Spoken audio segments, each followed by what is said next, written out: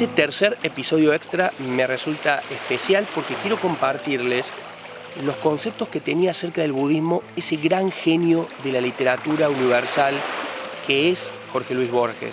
Para muchos, el mejor cuentista de la historia, un soberbio poeta y, en la última etapa de su vida, ni la enfermedad, ni la ceguera, ni la vejez lo apartaron del camino del aprendizaje y fue tal vez ese hecho capital para convertirse en un excelente conferencista.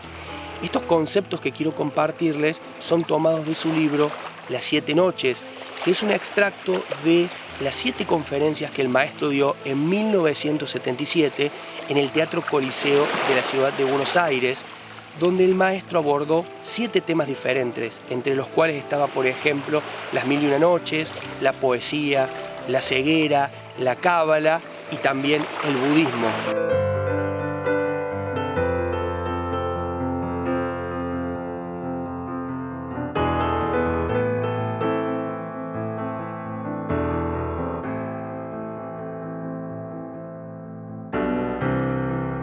Uno de los temas que aborda Borges en esta conferencia es una característica que para él tiene el budismo que explica la longevidad que tiene esta doctrina, y esa característica es la tolerancia.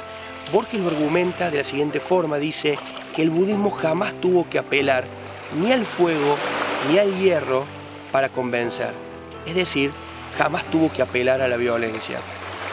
En otro de los argumentos que da, explica que un buen budista puede ser, por ejemplo, luterano, metodista, taoísta, prosélito del Islam, judío o cristiano, pero no se puede dar a la inversa.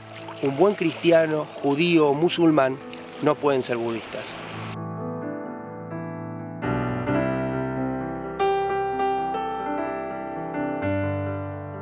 Otra de las cuestiones que Borges aborda en esta conferencia tiene que ver con un rasgo distintivo entre el budismo y otras religiones, y que podríamos resumir como la exigencia de credulidad. En el caso del budismo, ausente.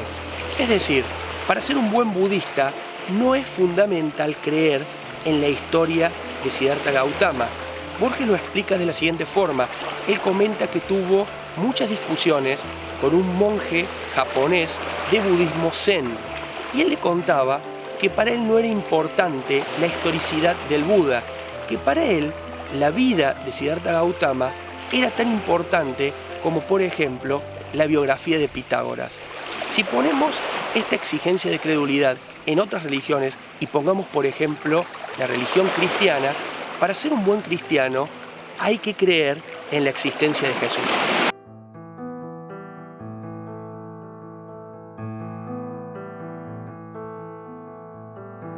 Uno de los pasajes más bellos de la conferencia son cuando Jorge Luis Borges hace gala de su espectacular erudición para narrar algunos de los episodios de las diferentes vidas del Buda. Explica, por ejemplo, en uno de los mitos, el rechazo a la ejecución de milagros que tenía el Buda, y cómo en otro hace una excepción con tal de ser cordial con los dioses. Cuenta la historia de la vida y de la muerte del Buda, y mi favorito, que es cuando Borges explica con maestría el episodio en el que Gautama, luego de entrar en contacto con un viejo, con un enfermo y con un muerto, descubre el sufrimiento en el mundo y decide abandonar todas las comodidades que el padre le había dispuesto en el palacio para retenerlo, como era, por ejemplo, un harén con 84.000 mujeres. También deja a su esposa y a su hijo y se va con los maestros ascetas para ver cómo resolver el problema del sufrimiento.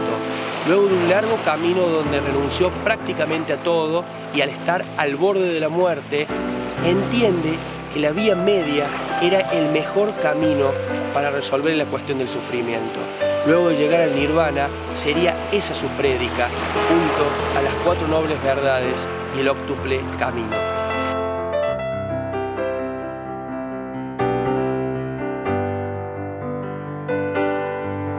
Por último, quería referenciar 2 pinceladas que dejó Borges de poesía al servicio del concepto.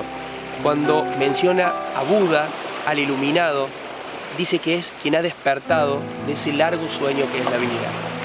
Cuando habla del karma, dice que es ese estado en el cual nuestros actos ya no proyectan sombras. Cuando Borges terminó de corregir obsesivamente el libro Las 7 noches, que registraba estas 7 conferencias, dicen quedó conforme. Dijo: para hacer temas que me han obsesionado a lo largo de mi vida, este libro tranquilamente podría ser mi testamento.